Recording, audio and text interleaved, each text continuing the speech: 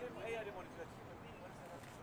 And it's literally I'm like, maybe take the all from one went, you know, like, and I was like, just write me the answers, but still do the interview. maybe it's so today. But I've been planning with this person since last week when we realized. And they were like, what can we do? What?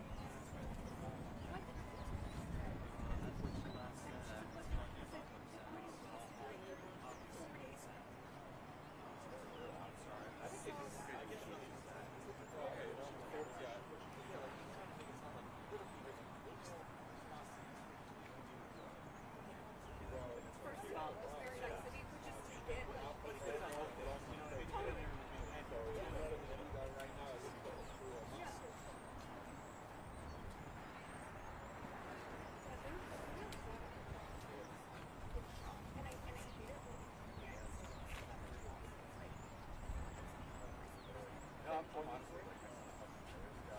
Okay, thank you. I appreciate it. I thought I would be on the same. We've been trying to set this up. 10:23, I am Am I live on yours? you are live here. They're feeding that to CNN right now. So Okay. yeah, and they just basically made that choice. So 10:23 is the If you're IMB. yeah.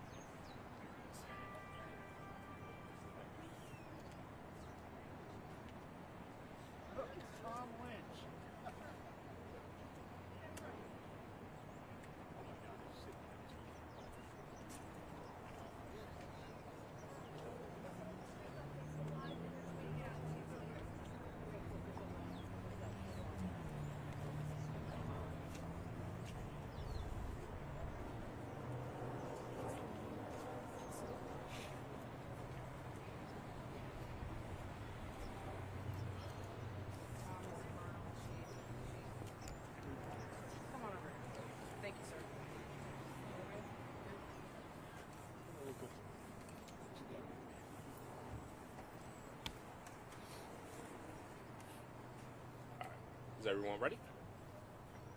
Good. Good morning, everyone. My name is Thomas Lester, Thomas Lester, Lester. I'm a spokesperson with the Maryland Office of the Attorney General Independent Investigations Division. Thanks for your patience and thanks for joining us this morning. We're here to provide you an update on an officer-involved shooting that occurred earlier this morning here in the 7500 block of Annapolis Road in Lanham. With me, I have New Carrollton Chief of Police David Rice, the Executive Assistant Chief of Police for the Metropolitan Police Department, Jeffrey Carroll, and Maryland State Police Superintendent, Colonel Roland Butler. Preliminarily, our office has received information that the decedent in this morning's officer-involved shooting is connected to various crimes that occurred in D.C. and Maryland beginning late last night into the overnight hours.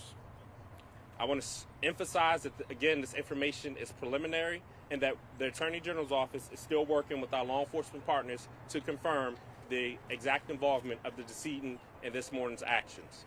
So, to begin our press conference, I want to start with D.C. Police. They will walk us through the incidents that occurred in their jurisdiction. Following that, Maryland State Police will come up and talk about an incident that occurred within their jurisdiction. Chief Rice will come up, provide a brief remarks, and then I will come up and speak more in depth about the officer-involved shooting that occurred here this morning and while we're holding a press conference. Any questions before we begin? All right. Chief. Good morning, everyone. As he stated, my name is Jeff Carroll. I'm the Executive Assistant Chief at the Metropolitan Police Department in Washington, D.C. First off, let me start by saying this is a very tragic circumstance that we're about to speak to today. They take place as multiple incidents in a variety of jurisdictions in the National Capital Region. Also, I want to emphasize that tragedy has happened here to the community members and the victims that are associated with these crimes. With that being said, I'm going to walk you through the incidents that occurred in the District of Columbia and the collaboration and how we transfer that to our partners inside Maryland. Initially, members of the Metropolitan Police Department received a call to respond to the 900 block of K Street Northwest for a shooting that occurred. Detectives and officers responded to the scene, and subsequently, through investigative efforts, they were able to determine that an individual who was believed to be associated with the officer-involved shooting here was observed entering a vehicle parked in the 900 block of K Street. After entering the vehicle for a short period of time, less than a minute, discharged a firearm inside that vehicle and exited the vehicle, fleeing from the scene. Thereafter, the driver of the vehicle exited and was found on the sidewalk when the officers arrived on the scene. Subsequently from that, through our investigative efforts, we learned that a couple hours later, approximately 7:05 p.m., the same individual is believed to have responded to the 1000 block of 3rd Street Northeast, where he attempted to carjack another individual where he was unsuccessful. Approximately 10 minutes after that, he responded to the area of 3rd and N Street Northeast, where he engaged two individuals that were at a vehicle. During the dispute that occurred there, he shot the individual, which resulting in his homicide, his death. From that scene, he stole a vehicle and fled from the carjacked vehicle from the location. Subsequently, while all that was going on, we're still continuing our efforts on this K Street scene, looking for video and witnesses. Through that, we were able to piece together that the lookout for the individual inside both of these instances appeared to be similar in nature. Also, we had a witness that came to our scene in the 900 block of K Street that was able to provide us information of a potential suspect that was related to these incidences. We were able to begin to push information of the images out on social media related to the individual that we believe that were associated with these crimes, and also the vehicle tag from the vehicle that was carjacked in the district and left that location. Subsequently, that vehicle did go out into Prince George's County. We know that the vehicle was recovered in the Tacoma Park area, the vehicle that was carjacked from the district. It appears that there were at least 2 other carjackings that occurred in the Prince George's County area, the final one being a Nissan Rogue that fled that location. At approximately 3 a.m., an MPD officer that was in the area of exit 1A on 295 the vehicle was believed to have fired a round at an MPD marked police vehicle, striking the driver's side door of that vehicle. The officer that was inside of the vehicle was not injured, and that vehicle did flee from the scene. From that point, throughout the investigation, we were coordinating information with our partners inside Maryland, Prince George's County, the Maryland State Police, and the other agencies working together to coordinate where this individual may be and locate this individual. Subsequent to that, there were other instances that occurred, and I'll turn it over to the Maryland State Police Colonel to kind of pick up from there. Good morning. Thank you all for being here. On behalf of Governor Moore and the Maryland State Police, I'd like to extend my deepest condolences to the victims involved in these incidents. Shortly after 2:30 this morning, a trooper assigned to the Maryland State Police College Park responded to the area of southbound Interstate 95 near Maryland Route 198 in Laurel to assist the stranded motorists. It was at that time, according to the preliminary investigation, while the trooper was assisting the motorists, he was on the right shoulder. He noticed a dark-colored vehicle stop a couple lanes over, which drew his attention. It was that time the individual fired at least one shot from that vehicle. That shot struck the trooper's windshield. The trooper then took cover. The vehicle sped away. The trooper stopped to check the welfare of the motorist and the tow truck, at which time he tried to locate that vehicle while broadcasting a description of the vehicle to the allied law enforcement agencies in the area. Unable to locate that vehicle, we continued to broadcast that lookout, hoping vehicles in the area or departments in the area would be able to locate the vehicle for us. Troopers from the Maryland State Police College Park Barrack, the Forestville Barrack, along with our Criminal Enforcement Division and our Homicide Unit, are involved in this investigation with IID. Confirmation on the suspect is pending forensic analysis of all the evidence that we recovered. At this point, I'd like to turn it over to Chief Rice from the New Carrollton Police Department. Good morning, everyone. Again, I'd like to say our condolences to all the victims involved in this horrendous act of violence throughout D.C. and Maryland. Also, on behalf of myself, my mayor, and the rest of the city council, we just want to make sure they know that we're praying for them. I just wanted to make a quick statement to let you know that the New Carrollton Police Department, because this is a fatal shooting involving police officers, it is automatically covered under the Attorney General's office, which is why I couldn't give y'all a statement earlier. That's why I'm thanking y'all for your patience and courtesy, and explain why I couldn't do it. So having said that, I am going to turn it over to Mr. Lester, who will brief you on the incident that happened here. Thank you, Chief. Again, that was Chief Rice with the New Carrollton City Police Department. As of October 1st of 2021, the Attorney General's office is charged with investigating all fatal and critical incident injuries that occurred to an individual involving law enforcement across the state of Maryland, which is why our office is here on scene this morning. So I'll walk you through today's events. At approximately 4:30 a.m., officers with the New Carrollton Police Department were on patrol here in the 7500 block of Annapolis Road. While on patrol, officers came upon a disabled vehicle in the roadway. Officers got out of their vehicles to begin investigating the vehicle that was left in the roadway. The vehicle was unoccupied at the time. While officers are doing their investigation, they learned that the vehicle had been carjacked in Prince George's County earlier in the day. During their investigation, officers began canvassing the area, looking for potential driver occupants of the vehicle. During their canvass, officers encountered an adult male who walked up to them. During that encounter, this male produced 2 handguns. During that time, 2 New Carrollton officers discharged their service weapons, striking the man. The man was provided aid, taken to a local hospital where he was pronounced dead. As I said, at this time, the information that we have available to us is that 2 officers were involved. We do know that the New Carrollton Police Department are issued body-worn cameras and officers were equipped with those cameras. We're still working to determine whether or not the incident was captured on camera. Standard, what we will do is within the next 2 business days, release the name of the man who was killed this morning, as well as the officers involved. The next steps after that is within 20 business days, our office will release any camera footage that we were able to recover during the incident. In between that time, what will happen is our investigators and team of attorneys will focus their portion of our investigation on the events that happened here during the officer-involved shooting. We will review that officer-involved shooting. At that point in time, we will release a report that either explains why the Attorney General has declined charges or why the office has pursued charges in the case. That is standard in any officer-involved shooting investigation that occurs in the state of Maryland. It is not anything particular to this incident that occurred here this morning. Are there any questions? Yes, sir. Was there an exchange of gunfire here between the two New Carrollton officers and the suspect? The suspect fire either of those two weapons? We're still early on in the investigation, Mark. I wish I knew that answer, but that's something that our investigators are looking into. Did you recover those two weapons? We did recover 2 weapons at the scene. And they were operable, loaded? And it's still too early to say. That's a part of the forensic and gun analysis that takes place post-incident.